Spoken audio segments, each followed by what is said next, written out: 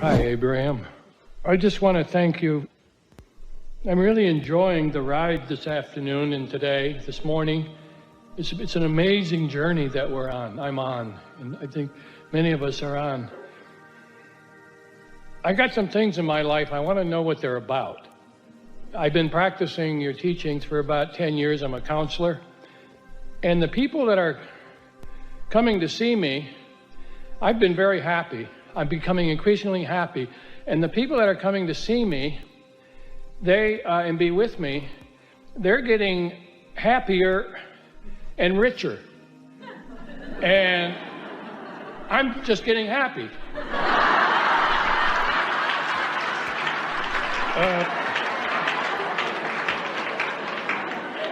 Now, the second thing I want to know what it's about. Do you believe that you have desire to be getting more prosperous? That seems like a burden. So there you go. So what we were going to point out, you made it so easy. What we were going to point out is that while you may have a desire for more prosperity, you undoubtedly, if it's not coming and coming easily, you've got some thoughts that you're thinking that are counter to that, like it's inappropriate, or it's not spiritual, or it's too much to maintain, or it would clutter my life, or it would step on my toes of freedom, or all of those things. You're right. And the second thing that I've noticed is I've been having this experience of my mind either going blank sometimes, and I forget this 10 years of practice of your material, or I'm thinking of infinity. And when I think of infinity, I just start feeling better and better and better. And I don't know what that's about. Well, a quieted mind puts you in the receptive mode. We're so happy to say this to you. You will hear it easily. Communication from your inner being, from source, does not come in words. It comes in a vibration that you translate into words or sight or emotion or impulse. We just want you to pay a little attention as this is happening over the next days, that feeling of blankness, don't misunderstand and think because words aren't flowing that it's blankness. Focus on the emotion of it. Focus on the feeling of it, because it's not absence of beingness. It's just energy that's flowing to you that you can translate in feeling. Esther remembers the first time she sat to meditate and she quieted her mind. And they set the timer for 15 minutes and she said, let's do it again. And they set it for 15 minutes and she said, let's do it again. And she said, let's do it again. And during that 45 minutes, she felt completely detached from her body. Well, that was a communication. She was sensing the energy of us. And while she didn't have any framework in which to understand it, she was getting ready to be ready for all of these words. So just feel the satisfaction of what it is, and don't try to make it more than what it is, because you can't. Whatever it is what it is, and just let yourself enjoy it, whatever it is, as much as you can, and then it will become more and more and more if you want it to. And my last question of what it's about is, you seem to be upending our whole culture. Good. To a certain extent. We want you to be beings, not doers. And we want you to be lovers, not haters. And we want you to be receivers more and thinkers a little less. And that touches my question of what it's about. For my first 65 years, I was involved in being very assertive and pushy and overworking and making big achievements in this society. And that's why you're sort of not really liking the idea of prosperity, because you associate that prosperity with the struggle. But you can have prosperity without the struggle.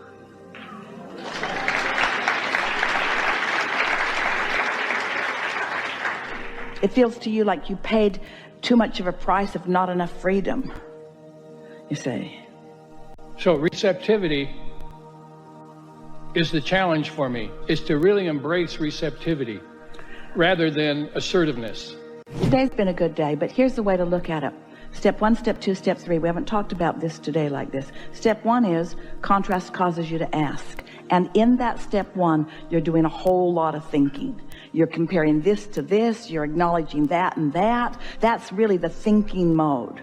Step 2, not yours to do. Source is thinking about it. Source is answering it. Source is flowing to it. Step 3 is you get into the receptive mode so that you can receive the answer to what you've been thinking about. It's the match to your thoughts. It's the positive match to your thoughts. So it sort of all comes together for you, doesn't it? We think that the takeaway for you in what's happened all day here today, and the thing that we want to emphasize with you most right now, is just pay a little bit of attention to whether you're thinking or whether you're receiving. But here's the thing. So when you think about conditions, you launch rockets of desire, and it sets creation in motion. And then when you care about how you feel, and you know about your inner being, and you deliberately tune to the frequency of your vortex into your inner being, and you accomplish vibrational equivalency because you've quieted your mind and you're thinking nothing, and in thinking nothing you're contradicting nothing, so you've got vibrational equivalency because you're thinking nothing. Now that vibrational equivalency begins to mature in your mind. You become the translator of this vibration, and that's when life really gets good. That's when it really begins to feel fun. And once that begins and you add your thoughts to that, that's when you really begin to feel the hands in the clay, deliberate creation that you came to live. So it isn't that we want you to stop thinking. It's that we want you to know when to press on the gas and when to let up on the gas. And so step 1, you're stepping on the gas and you're stepping on the brakes and you're stepping on the gas. And then when you get into the receptive mode, you're just letting it flow naturally. But once that momentum starts going, then it's time to get on the internet and make that phone call and find those 2 men in a truck and invite them over and make an appointment and think about that. And you see what we're getting at? It dovetails so beautifully when you let your mind meld with the mind of your inner being. That's co-creation at its best. You as an extension of source energy, but not a puppet on a string extension of source energy, the leader of source energy. Sometimes people will say to us, Abraham, I've been following you for 10 years. And we say, actually, we've been following you. You're the one mixing it up. You're the one asking the questions. You're the one summoning us. We're on the heels of the life that you are carving out, you see. Am I waking up from a dream? That's what getting into the receptive mode is. You could say you're waking up from a dream because you're gradually releasing the beliefs that kept it hidden from you. You come in and you're wide awake when you first come into your body, and then you meet others and you want to go back to sleep. And then they start trying to control you a little bit, and then you pick up beliefs that don't serve you, which sort of tamp down your enthusiasm for life. It quiets your interest in things. And then you reach this place where you're asking with stronger fervor and receiving with greater clarity, and it's a reawakening. We've been calling this the time of awakening. It's the time of returning to who you really are. It feels like now you can begin living the life that you intended to live. But you had to get hungry before you knew how much you wanted to eat. And you had to know what you don't want before you could know what you do want. And you had to live with negative emotion before you could know the preciousness of positive emotion. And you had to have some experiences of loneliness and despair because you'd pinched yourself off from your inner being before you decided, I will be in alignment with my inner being no matter what. It's easy in this world of so many things going right for you. It's easy for you to become complacent and stop tuning yourselves. But when things start shaking up a little bit and you start recognizing the things that really matter to you, then you wake up and hopefully align with the energy that creates worlds. Something more on that list? No, you're amazing, and I'm so blessed to be here. Thank you very much. We're happy that you can hear. We're happy that you're hearing us. Yeah. Abraham, one small question. Right. How money can circulate in my life? Well, first, you have to deactivate the belief that it isn't. Okay. Because as long as the belief that money isn't circulating in your life, then there's a contradiction between your desire and your active vibration. But if you can manage to not think about money, we've been telling people for years, if you can take money out of the equation, and people don't see how that's possible because money is so important to the equation all day, every day. And then we say, well, then soften the word money or the idea of currency and call it prosperity. And then notice the prosperity of the sunset that you devoured, or the prosperity of the vitality that you feel, or the prosperity of this thought turning to a thing, the prosperity of this relationship with this person, or the way this cat feels while it's on your lap and your pet. The prosperity, there's so much prosperity that you can tune to. And as you tune to prosperity, then it will show itself to you in all kinds of different ways. But as long as you've got not enough money, not enough money, not enough money, not enough money active in your vibration, then law of attraction is going to bring you the prosperity in all kinds of other ways.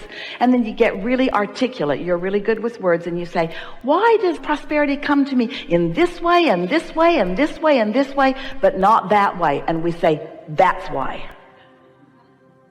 Because you get what you think about. Wow. So we started out today talking to you about the subtleties of vibration. But they don't always have to be subtle. As you tune to who you are and tune to who you are and tune to who you are, after a while, that's such a strong current that it's not subtle, it's dominant.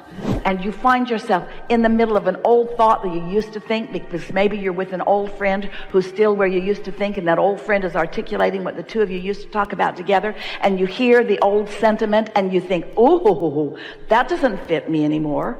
That's off. That sticks out like a sore thumb. That's not what I know. That's not who I am. That's not what's dominant within me. So what's manifesting in your experience is what's dominant within you. If you want to know what you're offering vibrationally, look around at your life, because it's an exact replica. And if there are things that keep replicating themselves in your life that you don't want, you've got to find a way to not think about them. But you can't not think about it, because when you say, I'm not going to think about it, you're thinking about the thing you're not going to think about. I'm not going to think about that anymore. I'm not going to think about it, and I'm not going to talk about it either, as soon as I just tell you this one last thing. I just have to tell you this one last story. I'll just do it in 16 seconds, but I just have to tell you this one last story about this thing that I do not want. Well, momentum just carries it. So what you want to do is find a way of finding the vibrational essence of what you do want. And the best way we know to do that